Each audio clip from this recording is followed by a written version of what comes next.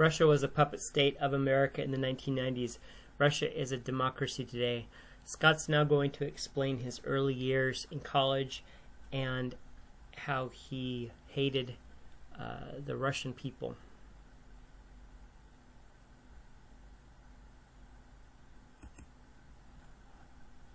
So you have this program designed to immerse people into the culture, and it's important.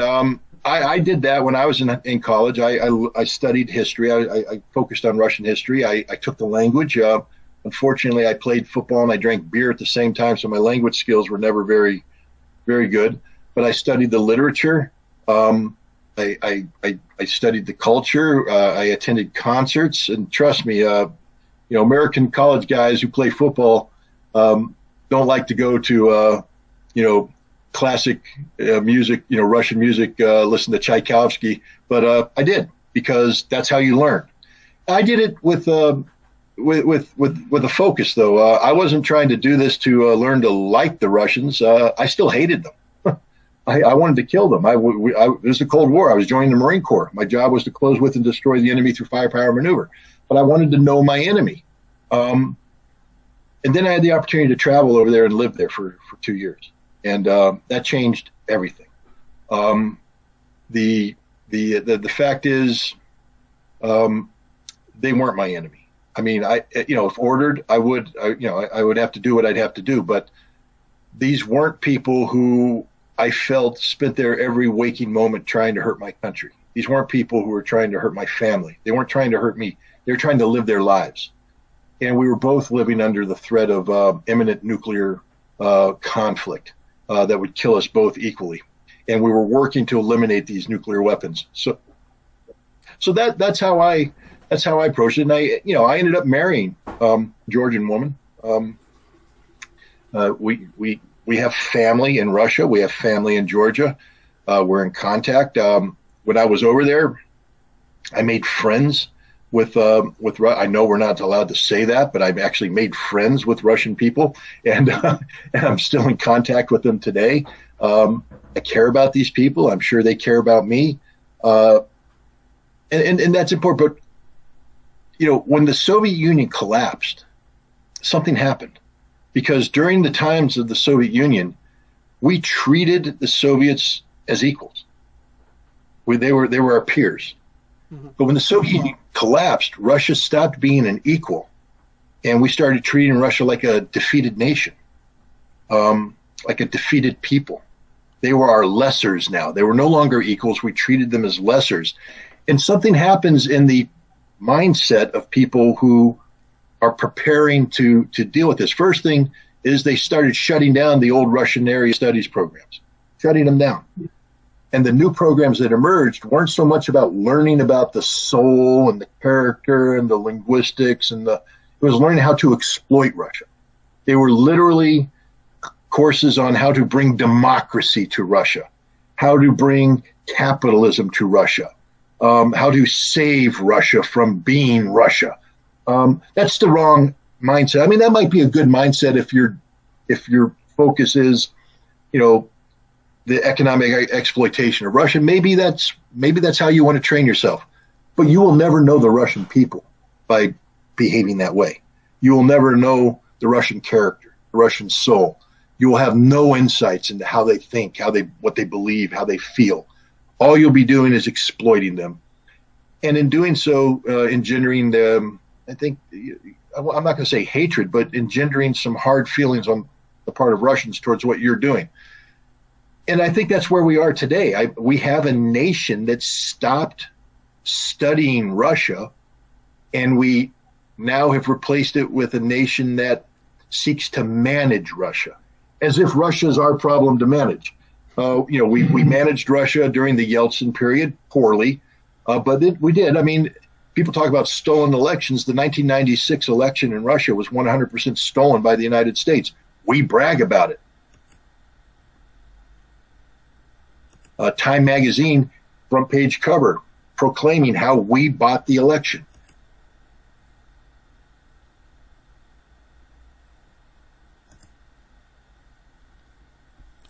Time Magazine, 1996, Yanks to the Rescue, the secret story of how America helped advisors the secret story of how American advisors helped Yeltsin win.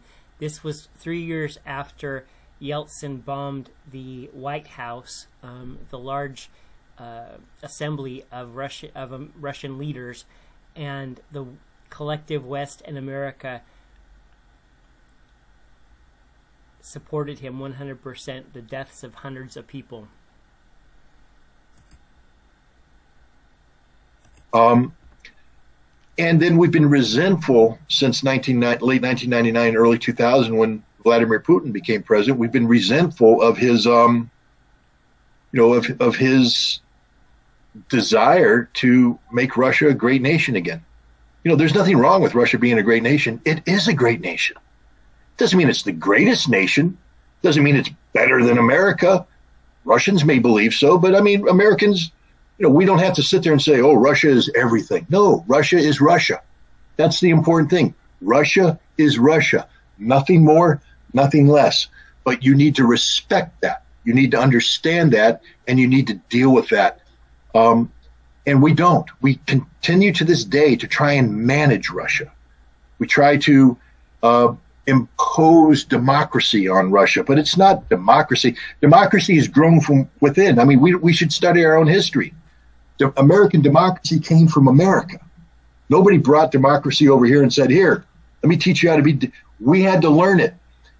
Every successful democratic nation learned how to be democratic on their own terms.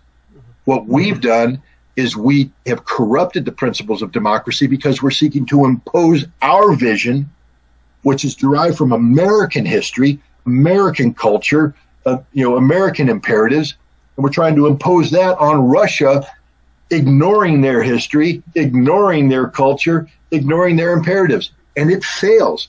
And when it fails, we say, see, they're undemocratic. That's not true. Russia is a democracy. It's not a Jeffersonian democracy. Could Russia improve as a democracy? Maybe. That's up to Russia. We don't get to say. We don't have a vote. It's none of our business. But I will tell you this. If we left Russia alone and let Russia sort out Russia's problems on its own, I have a funny feeling, based upon what I know of the Russian people, they'd do a pretty good job of it.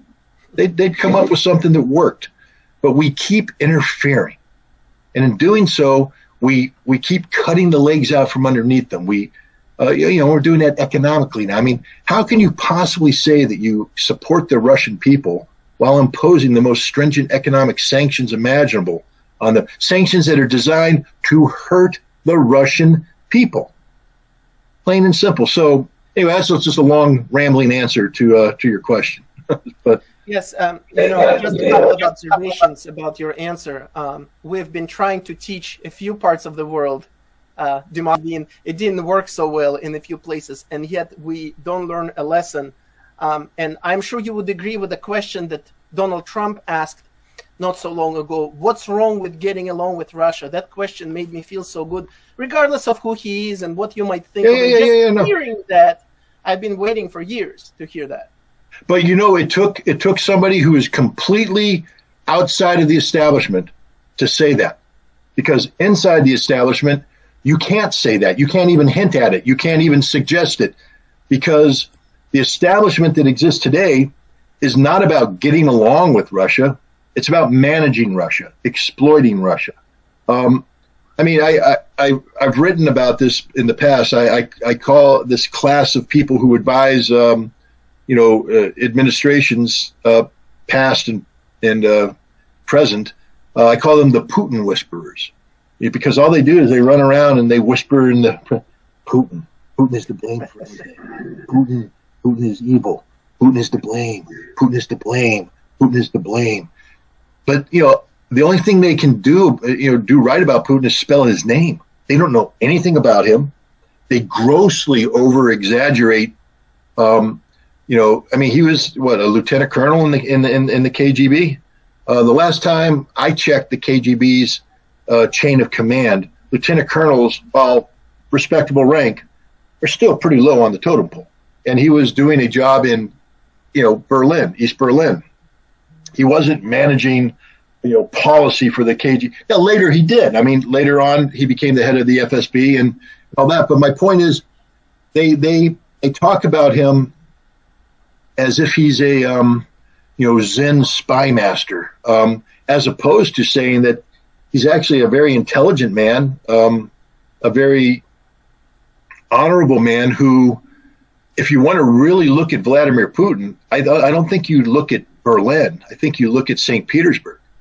I think you look at his time working for the mayor of St. Petersburg, Sobchak, and look at how he behaved there.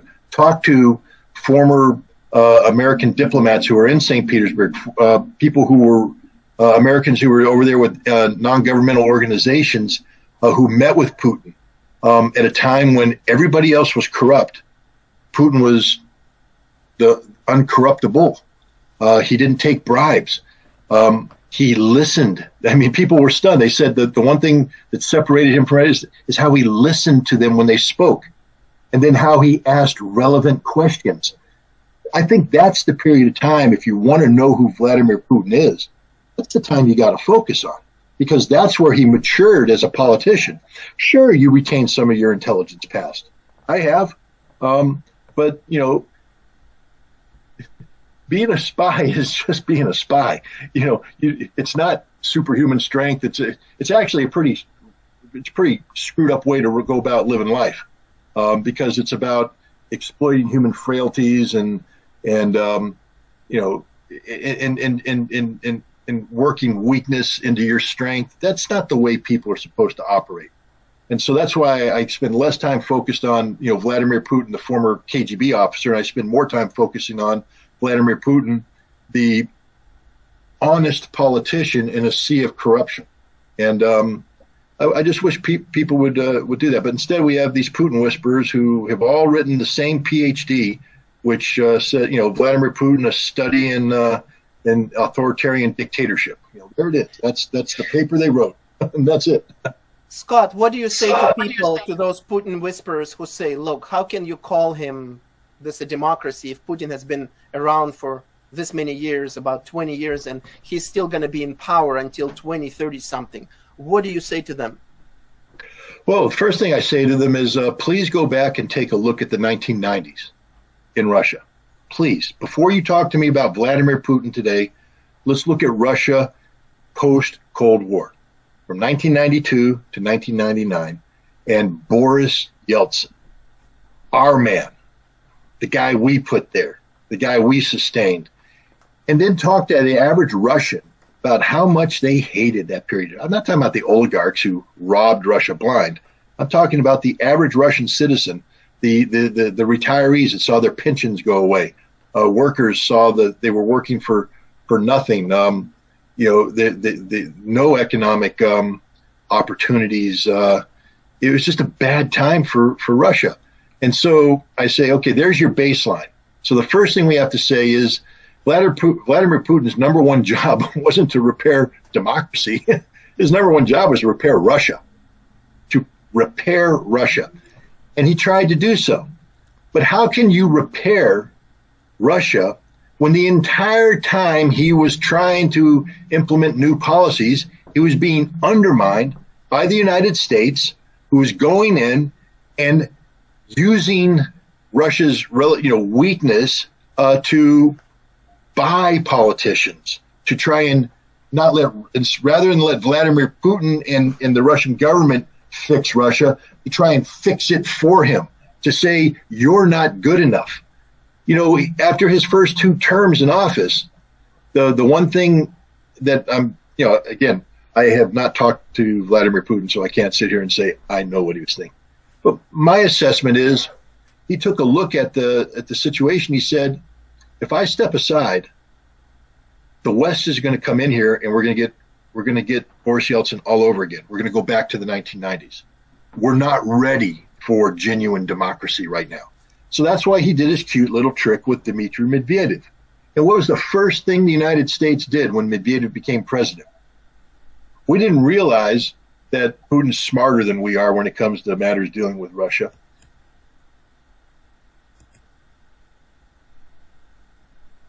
the infamous reset button, which was actually spelled incorrectly.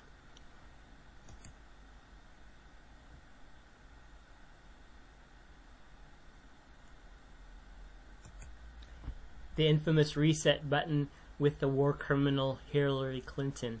Reset was spelled incorrectly. That's how good our intelligence was. We couldn't even spell the word reset.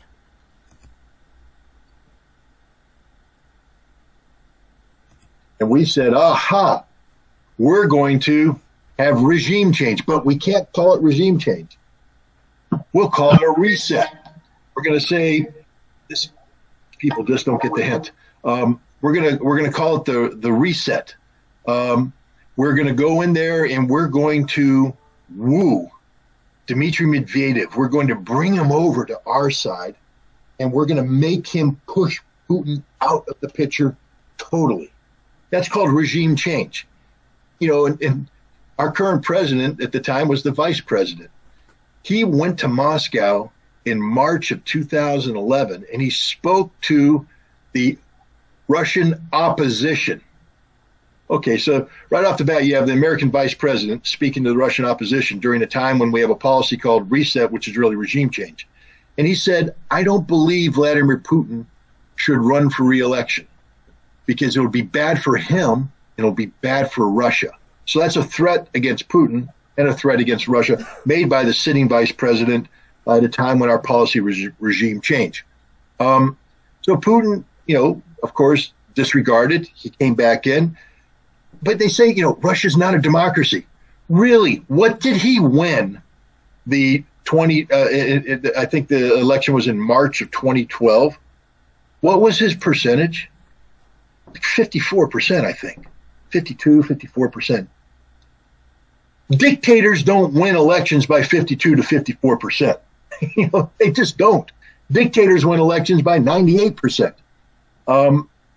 So to call this, to say that he wasn't a Democrat, come on, he was elected using democratic processes.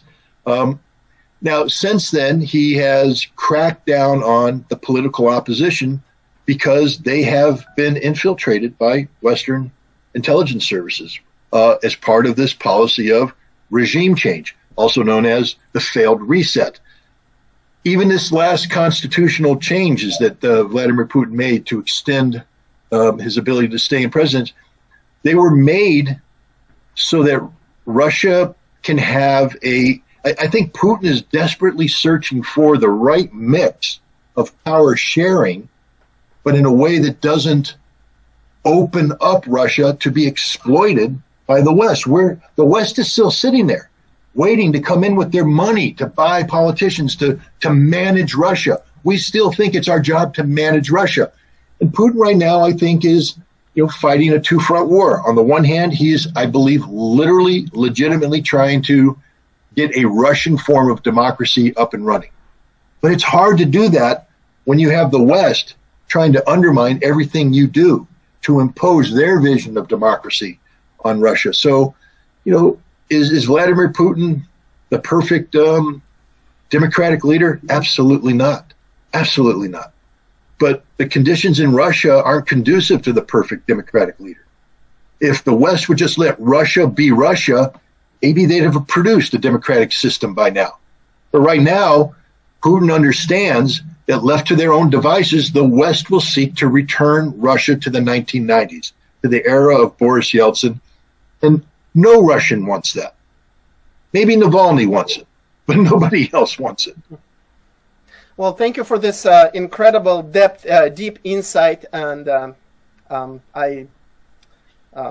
sure the viewers cannot thank you enough for giving this unconventional analysis.